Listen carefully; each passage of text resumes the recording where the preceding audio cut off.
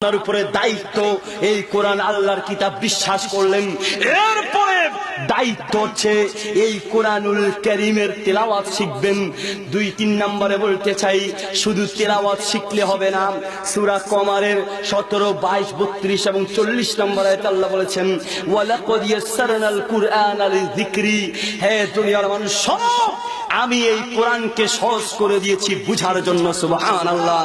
মোহতারাম বন্ধুরা, এই কোরআনুল কারীম পুরাটা বুঝতে পারবেন না, অন্তত নামাজের ভিতরে যা বলছি এগুলো যদি বুঝতাম আমাদের জীবন পরিবর্তন হয়ে যেত। নামাজে বলি ইয়াকা না'বুদু, হে আল্লাহ আপনার ইবাদত করি, আপনি ছাড়া আর কারো ইবাদত করি না।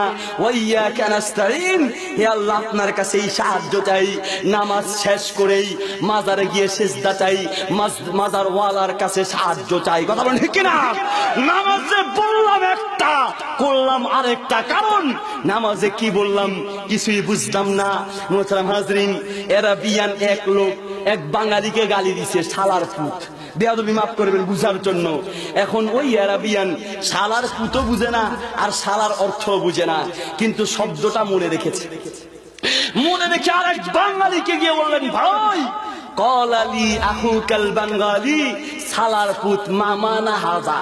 বাইরে আমার তোমার এক বাঙালি ভাই, ইনি আমার শালার পুত বলছে। এই শালার পুত অর্থ কি বলতো?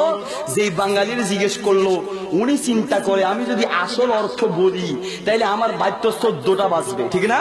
আমার বাইত্য খবর আছে।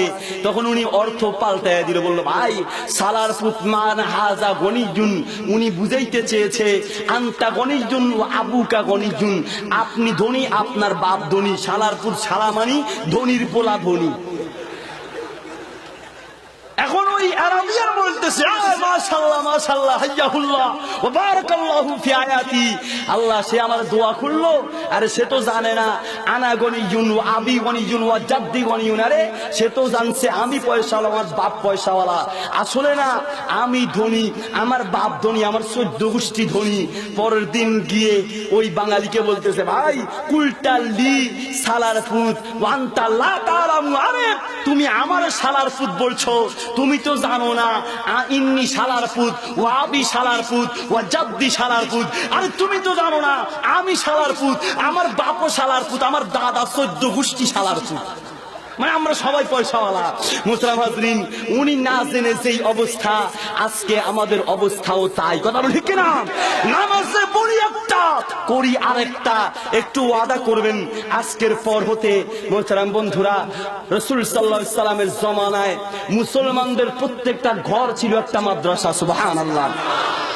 আজকে ওয়াদা করবেন আপনার ঘরের ভিতরে কোরআনের তালিম নাই, হাদিসের তালিম নাই, দ্বীনের তালিম নাই, যার কারণে ঘরটাকে আজ টিভি দখল করে বসেছে, ঠিক না? সুতরাং আজকে ওয়াদা করবেন আজকের পর হতে প্রত্যেক দিন রাত্রে 1 ঘন্টা হোক, 1.5 ঘন্টা হোক, আধা ঘন্টা হোক, কোরআনের তালিম করবেন ঘরের ভিতরে, হাদিসের তালিম করবেন, দ্বীনি কিতাবাদির তালিম করবেন। রাজি আছেন? রাজি আছেন ইনশাআল্লাহ?